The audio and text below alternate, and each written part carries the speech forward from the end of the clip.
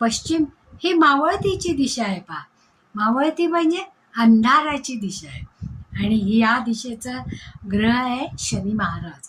शनी महाराज सूर्य मावळल्यानंतर, जरी ते सूर्यपुत्र असले तरी सूर्य मावळल्यानंतर त्यांचा प्रभाव दाखवायला सुरुवात करतात. पहा, आणि इथला देवता, दिशांची देवता ही वरुण आहे.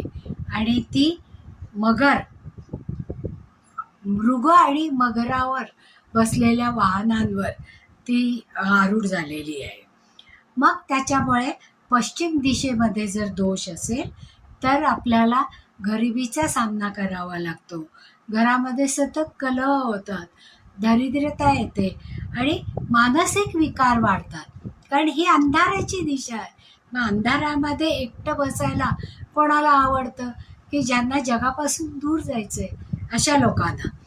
आणि इथे शनी महाराज असल्यामुळे प्रत्येक गोष्टीला विलंब हा लागतोच. पहा, आणि तो विलंब टाळण्यासाठी आपण जर तिथे पाश आणि कवळ याची जर स्थापना केली, कारण वरुण हा त्याच्याकडे पर्जन्य पास आहे. पहा, आणि तो पाश जो आहे ते कमळ किंवा पाश याचे चित्र जर तांब्यावर कोरून आपण पश्चिम दिशेला लावलं तर त्या देवतेचा आशीर्वाद आपण घेतो.